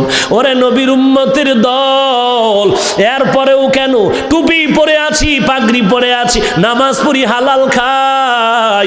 ওরে বাবা দুনিয়ার কিছুই না, মনে করছো বুঝি আমারে সবাই টাকা দেয়, সম্মান না। আসলে এই টুপি ওয়ালাদের কত গালি দেয়, গালি শোনার পরও কিছু বলি না। কত কষ্ট, এরপরও টুপি ফালাই না, দাড়ি ফালাই না। কারণটা কি রে বাবা? এই দুনিয়া কিছুই না। রাতের বেলা যখন ঘুমাইতে যাই ভয় লাগে, ঘুমের মধ্যে কত মানুষ মরে গেল। আমিও যদি মরিয়া যাই, আমার ছেলে মেয়েরা বেলেট দিয়া জামা কাপড়গুলো কাইটা কাইটা রাখবে, আর বলবে, আমার বিবি বলবে লাশটা বাইরে না ভাইয়ারা, ঘরে আর পাহারা দেওয়া যাবে না। কেউ বাঁশ কাটার জন্য দৌড়াবে তাড়াতাড়ি, এরে আর জমিনে রাখা যাবে না, কবরে দাফন কর, বাঁশ বাগানে মাটি খনন কর, কলা পাতা দেরি কর, গরম পানির গোসলের ব্যবস্থা কর। এরে নবীর উম্মতের যুবক, কত তোমার মতো যুবক কলেজের ছেলেরা এসে হাত ধইরা কান্না করে দোয়া চায়, কয় হুজুর মাথায় হাতটা দিয়া দোয়া করে দেন। আমি বললাম রে বাবা তুই কই পড়ো? বলে কলেজে পড়ি। তোর মাথায় টুপি দাড়ি লম্বা, কয় হুজুর দোয়া করেন, আপনার বয়ান শুনে এমন হয়েছে। আমি বললাম কলেজের শিক্ষকেরা কি তোরে গালি দেয় না? যুবক কান্না করে বলে হুজুর আল্লাহর শুকর, এই টুপি দাড়ির কারণে সব কলেজের শিক্ষকেরা আমারে বড় মহব্বত করে, এমনকি আমার সে ছাত্র ভাইরাও মহব্বত করে। আমার কলেজে যেই মেয়েরা ক্লাস করে ওরাও আমারে সম্মান করে, একটু পর্দা করার চেষ্টা করে, আমার সাথে তেমন হাসি তামাশাও করে না। কেউ যদি করতে চায় তারে ফিরায়, বলে ওরে তোরা কষ্ট দিবি না, ও আল্লাহরে নিয়ে আছে, ও নামাজ পড়ে, বাধা দিবি না। এরে যুবক তোর পাও দুটো আগায়া দে, তোর পায়ে ধরে বলে যাই, তুই কি মনে করেছো কোরআন মিথ্যা, নবীর হাদিস মিথ্যা, জাহান্নামের বয়ান কি মিথ্যা? আল্লাহর নবী জাহান্নামের বয়ান যখন করতেন, সাহাবায়ে কেরাম বেহুশ হয়া পাগলের মতো করতেন, মনে হয় যেন তারা জাহান্নামের আগুন নিজের চোখে দেখতে পায়। এরে নবীর উম্মতের দল, ওই অন্ধকার কবরে তোর খেলার জীবনে কত বন্ধু ছিল, আজকে নাই। লেখাপড়ার টেবিলে কত আড্ডা দিছো, অনেক বন্ধু নিয়ে, আজকে নাই।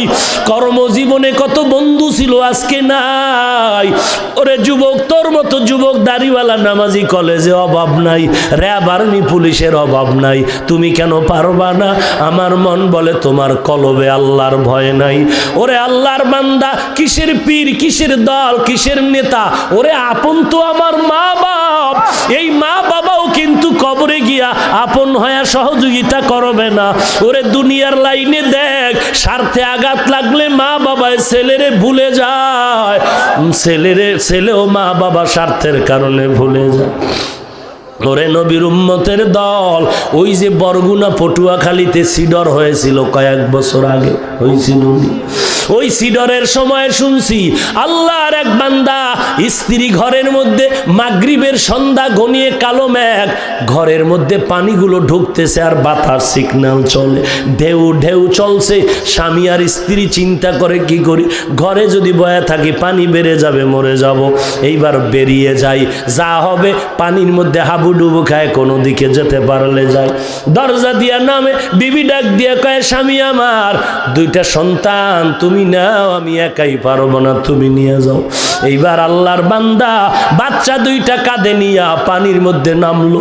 এদিকে স্ত্রীও ভালো করে মজবুত বেঁধে নামলো। পানি বেড়ে বেড়ে বেড়ে বেড়ে যখন সিনা পর্যন্ত বাড়তে শুরু হয়ে গেল, এবার দাঁড়ানো যায় না, ঢেউ, অন্ধকার, বাতাস। আল্লাহর বান্দা বলে, আমি তাকায় এদিকে আমার বিবিটারে ঢেউয়ে কোথায় যেন নিয়ে গেল, আর খুঁজে পাইলাম না। এদিকে এখন আমার দাঁড়ায় থাকতে পারি না, পানি বাড়ে, আমার পাওটা চলে যায়, পাও দাঁড় করানো যায় না। এইবার চিন্তা করে দেখলাম আমিও বাঁচবো না। এবার আমার বড় সন্তানের বললাম, বাবা তুই আমারে ছেড়ে দে, আমি তোরে আর ধরে রাখতে পারি। ওই সন্তানটা আমার গলা জড়ায় কাঁদে আর বলে, আব্বু আমাকে ছাড়িও না, আমি সাঁতার জানি না, পড়িয়া যাব। এইবার দেখি না আমার সন্তান আমাকে ছাড়তে চায় না। যখন পানি বেড়ে বেড়ে আমার এই গলা পর্যন্ত উঠতেছে, আমি তখন আমার ডান হাত দিয়ে আমার বড় সন্তানটারে ধাক্কা দিয়া পানির মধ্যে ফালায় দিলাম। দেখি বাচ্চাটা পানির ঢেউয়ে হাবুডুবু খায় আর বলে, আব্বু আমাকে বাঁচাও। এইবার আমার মেয়েটারে আর আমি ধরে রাখতে পারি না।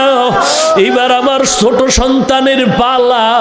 যখন দেখি আমি এখন এই ছোট সন্তান নিয়ে বিপদে পড়েছি, তখন ছোট বাচ্চাটারে বললাম, বাবা তুমি আমারে ছেড়ে দাও। ছোট বাচ্চা বলে, আমার বাবুরে তুমি ছেড়ে দিছো, আমারে ছাড়িও না, আমি পারবো না, আমি বড় দুর্বল।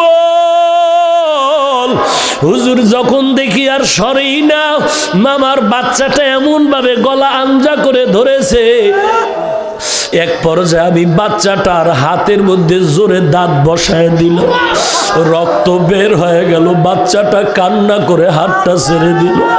এই বাচ্চাটারও ছেড়ে আমি একা একা বাঁচার চেষ্টায় দৌড়াই।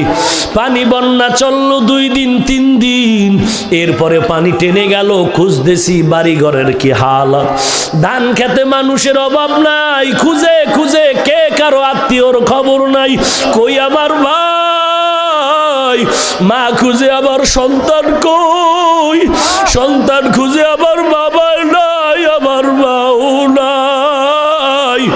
এরে নবীর উম্মতের দল, দেখি আমরা ধান খেতে একটা বাচ্চা কাদা মাটির মধ্যে শুয়ে আছে লাশের মতো।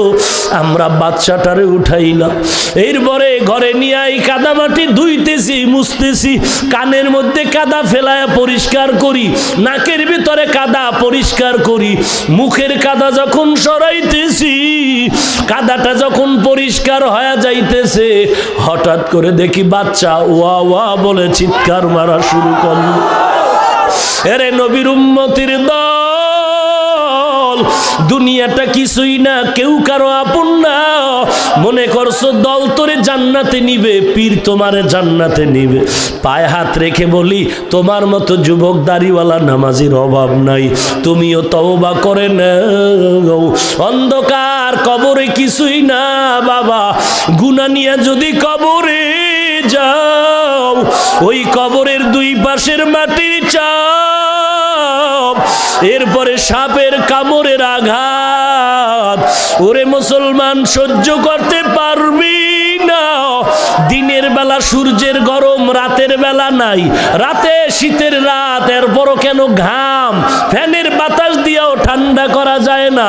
আল্লাহর রসুল বলেন, এই সূর্যটা বিজ্ঞানীরা বলে জমিন থেকে 13 লক্ষ গুণ বড়, 9,30,00,000 মাইল দূরে।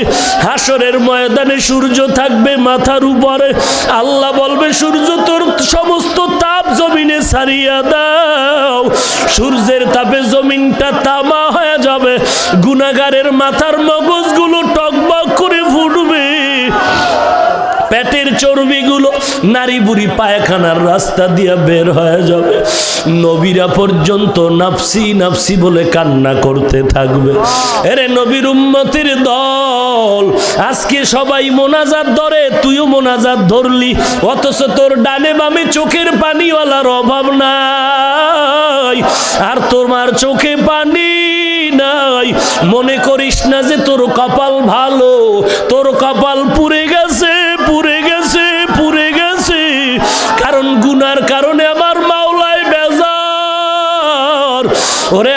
বান্দা মাথাটা নত করে তওবার দরজায় ফিরে আল্লাহকে ডাক দাও, ওরে আল্লাহ তুমি আমার আপনার কেউ নাই, আমি কত অন্যায় করেছি তুমি জানো, আর গুনাহ করব না, তুমি আমাকে কান্নাওয়ালা চক্ষু দান করো আল্লাহ।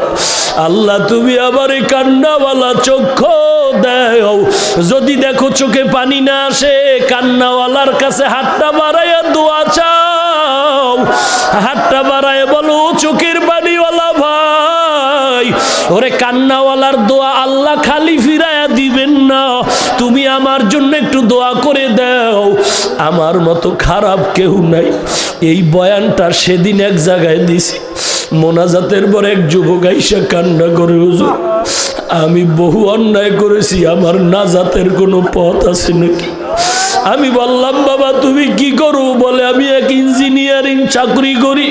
হুজুর আমি আমার মা বাবারে কষ্ট দিয়েছি, আমি আমার উস্তাদের কষ্ট দিয়েছি, আমি এলাকার কত মুরব্বীরে কত গালাগালি করেছি, আমার নাজাতের কোনো রাস্তা আছে কি না হুজুর? আমার মাথায় হাতটা দিয়ে দোয়া করিয়া যান। ওরে যুবক পায়ে ধরে বলি জাহান্নামের আযাব সহ্য করতে পারবি? সূর্যের তাপ এখনই গরম সহ্য করা যায় না, আল্লাহর দরবারে কাঁদো। ওরে অনেকের মা নাই, অনেকের বাবাও নাই, অন্ধকার কবর থেকে দোয়ার জন্য অপেক্ষা করে রে সন্তান। ওই মা বাবার চেহারাটাও কি মনে পড়ে না? ওই মা বাবার জন্য কি মায়া হয় না রে যুবক? ওরে যুবক পায়ে ধরে বলি আর দাড়ি কাটবি না, পায়ে ধরে বলছি নবীরে আর কাঁদাবি না, বেপরদায় চলিও না, মা বাবারে কষ্ট দিও না, আল্লাহওয়ালারে বন্ধু বানাও, কোরআন পড়ো, দেশের বিরুদ্ধে ষড়যন্ত্র করো না। অন্তর যদি তওবার জন্য রেডি হয়, কবরের কথা স্মরণ করে কাঁদো। কয়েকদিন আগে টেকনাফ রোহিঙ্গাদের তেরান দিয়া কয়েকদল যুবক বাড়িতে সিলেটে রওনা হয়ে গেল। রাতের বেলা নরসিংদী রাস্তায় যখন যায়, এমন এক অ্যাক্সিডেন্ট হলো, যুবকও নাই গাড়িও নাই। পরের দিন সিলেটের জমিনে লাশের পার্শ্বে লাশ আর লাশ, কান্নার আওয়াজ, ময়দান জুড়ে কান্নার আওয়াজ। এরে নবীর উম্মতের দল কয়দিন আর বাঁচবা? এমন কোনো দিন নাই যুবকের মরণের খবর নাই। বাসের নিচে লাশ, গাড়ির নিচে লাশ, ঘুমের বিছানায় লাশ। তুই যে ঘুমের মধ্যে কানে গানের আওয়াজ দিয়া ঘুমাও, একটু কি তোর ভয় নাই? ওরে গান শুনতে শুনতে তুই ঘুমাইলি রে যুবক।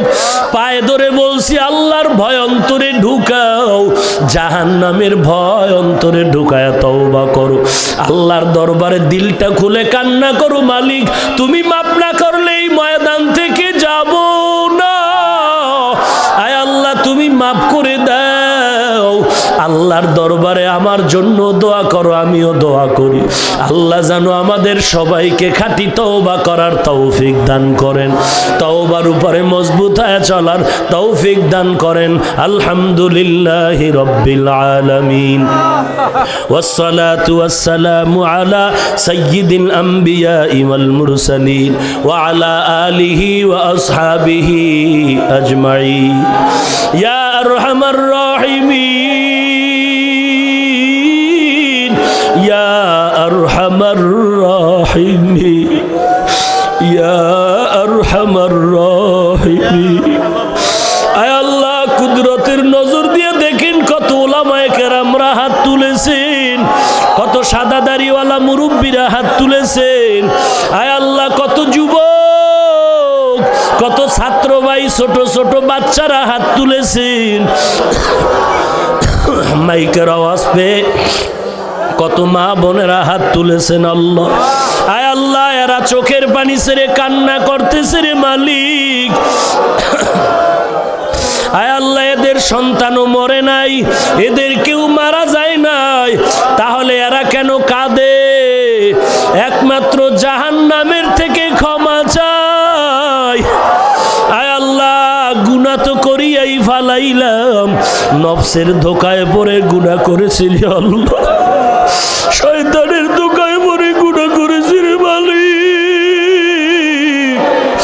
গুনার কারণে রাগ করি আমাদের গুনাহগার বলে ফালাইয়া দিয়েন না রে মাওলা।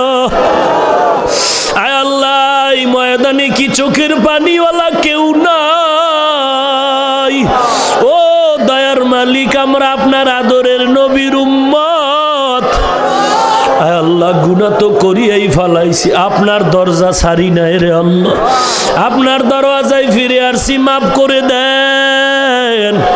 জীবনের সকলের গুনাহগুলো মাফ করে দেন আল্লাহ। আয় আল্লাহ, মাহফিল নাজাতের ওসিলা বানায় দেন আল্লাহ। মাইক লাইট প্যান্ডেল টাকা পয়সা দিল যারা, মাফ কবুল করে নেন। এলাকার ঘরে ঘরে কোরআন সুন্নাহর বাতি জ্বালায় দেন, খাঁটি আল্লাহওয়ালার বন্ধু বানায় দেন। মা বাবার খেদমতের জন্য কবুল করে নেন। আয় আল্লাহ, ঘরে ঘরে কোরআনের আওয়াজ চালু করে দেন। মা বোনদের পর্দা নিশি আবেদা স্বামীর খেদমতের জন্য কবুল করে নেন। ছেলে সন্তান দিনদার বানায় দেন। আয় আল্লাহ, দেশের বিরুদ্ধে ষড়যন্ত্র থেকে হেফাজত করেন আল্লাহ। আয় আল্লাহ, সারা দুনিয়ায় শান্তি দান করেন।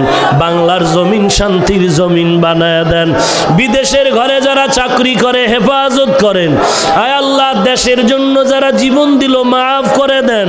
এখনো যারা ইসলামের জন্য দেশ রক্ষায় চেষ্টা করে কবুল করে নেন।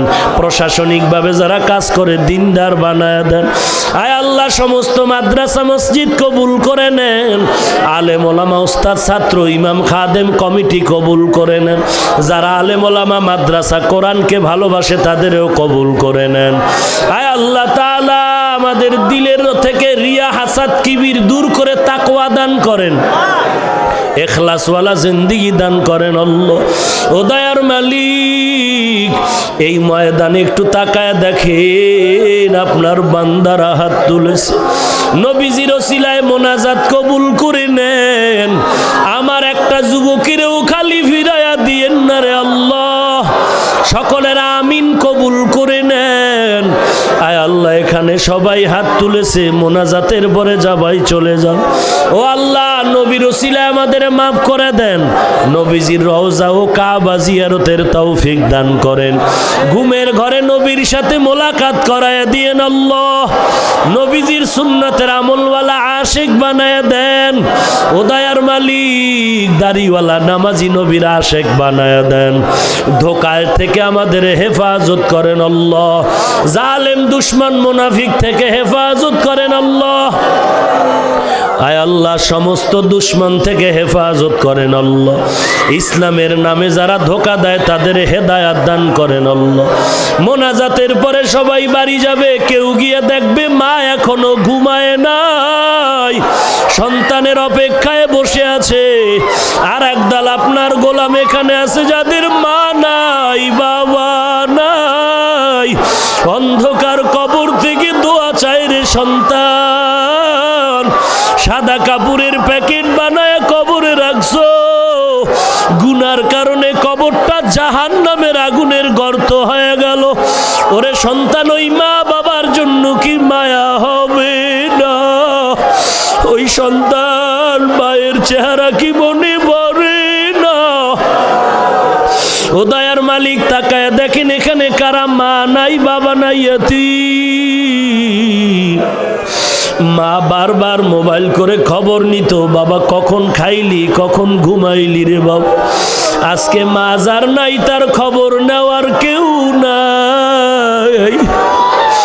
ও দয়ার মালিক, চোখে বাড়ি নাই, গুনার কারণে দিলটা পাথর হয়ে গেছে, দিলটা নরম করে দেন। কান্নাওয়ালা চক্ষু দান করেন আল্লাহ। কান্নাওয়ালা চক্ষু দান করেন আল্লাহ। কান্নাওয়ালা চক্ষু দান করেন আল্লাহ। এ আল্লাহর বান্দারা ডানে বামে দেখো কার চোখের পানি পড়ে। দোয়া চাও, দোয়া চাও, দোয়া চাও। ওরে আল্লাহর বান্দারা, এ ময়দানে আমার মতো জালেম কেউ নাই, আমার মতো গুনাহগার জাহান্নামী কেউ নাই। এই চেয়ারে বসে কথা বলার এলেম নাই, আমল আমার নাই। আপনাদের কাছে আমি একটু দোয়া চাই। আল্লাহ জানো এলেমা বলে বরকত বাড়ায় দেন। কথা বলতে বড় কষ্ট, আওয়াজ জানো আল্লাহ স্পষ্ট বানায় দেন। আল্লাহ গুনার কারণে জানো ফালায়া না দেন। আয় আল্লাহ আপনি সর্বোচ্চ সম্মানের মাকাম দাইমি ভাবে দান করেন আল্লাহ। আয় আল্লাহ সমস্ত ফিতনা থেকে হেফাজত করেন আল্লাহ। সমস্ত কবর জান্নাতের বাগান বানায় দেন আল্লাহ। আয় আল্লাহ যারা বেঁচে আছেন হায়াত বাড়ায় দেন আল্লাহ। অসুস্থ রোগীদের সুস্থ বানায় দেন। আয় আল্লাহ চলার পথে কুদরতের হাতে হেফাজত করেন। আয় আল্লাহ হঠাৎ মরণ থেকে হেফাজত করেন আল্লাহ। অ্যাক্সিডেন্টের মরণ থেকে হেফাজত করেন আল্লাহ। দীর্ঘ নেক হায়াত দান করেন আল্লাহ। দীর্ঘ নেক হায়াত দান করেন আল্লাহ। আয় আল্লাহ সবাইকে দিনের খাদেম বানায় দেন আল্লাহ। ইখলাসওয়ালা জিন্দেগি দান করেন আল্লাহ। গুনাহের প্রতি ঘৃণা জমায় দেন আল্লাহ। নেক আমলের আগ্রহ বাড়ায় দেন আল্লাহ। আয় আল্লাহ কারো হাত খালি ফিরাইয়া দিয়েন না। সমস্ত আলেম ওলামাদের আমিন কবুল করে নেন। সমস্ত সাদা দাড়িওয়ালাদের আমিন কবুল করে নেন। যুবকদের আমিন কবুল করে নেন। ছাত্র ভাই ছোট বাচ্চা মা বোনদের আমিন কবুল করে নেন। সমস্ত মা বাবা সন্তানের মাঝে মিল মোহাব্বত বাড়ায় দেন। স্বামী আর স্ত্রীর মাঝে মিল বাড়ায় দেন। ওস্তাদ ছাত্রের মাঝে মোহাব্বত বাড়ায় দেন। ঘরে ঘরে কোরআনওয়ালা ছেলে মেয়ে দান করেন। প্রত্যেকটা মা বাবাকে নেককার সন্তানের মা বাবা বানায় দেন। আয় আল্লাহ সুন্নতের আমলের মোহাব্বত বাড়ায় দেন। আয় আল্লাহ দুনিয়ার মোহাব্বত অন্তর থেকে দূর করে দেন। ঢাকাতে মাদ্রাসার খেদমত করি কবুল করে নেন। মাদ্রাসার স্থায়ী জায়গা ও টাকার ব্যবস্থা করে দেন। ওস্তাদ ছাত্রের বেতন খোরাকির ব্যবস্থা করে দেন। আয় আল্লাহ কুদরতের হাতে ব্যবস্থা করে দেন আল্লাহ। সারা দুনিয়ায় খেদমতের জন্য নিরাপদে কবুল করে নেন। সমস্ত প্রোগ্রাম সুস্থতার সাথে করার তৌফিক দান করেন। আয় আল্লাহ তাআলা সম্মানের উচ্চ মাকাম ইখলাসের সাথে দান করেন আল্লাহ। আয় আল্লাহ অহংকার মুক্ত জিন্দেগি দান করেন আল্লাহ। আয় আল্লাহ এই ময়দানের সকলকে আপনি দ্বীনের খাদিম হিসেবে কবুল করে নেন। এলাকার ঘরে ঘরে হেদায়েতের বাতি জ্বালায়া দেন। আয় আল্লাহ শহীদিনের বুঝ সবার সিনায় দান করেন আল্লাহ। আয় আল্লাহ প্রত্যেকটা যুবককে আপনি দ্বীনের খাদেম বানায়া দেন। সুবহানাল্লাহি ওয়া বিহামদিহি সুবহানাল্লাহিল আযীম ওয়া সাল্লাল্লাহু তাআলা আলা খাইরি খালকিহি মুহাম্মাদুন ওয়া আলিহি ওয়া আসহাবিহি আজমাইন। আমিন আমিন আমিন বিরহমাতিকা ইয়া আরহামার রাহিমিন।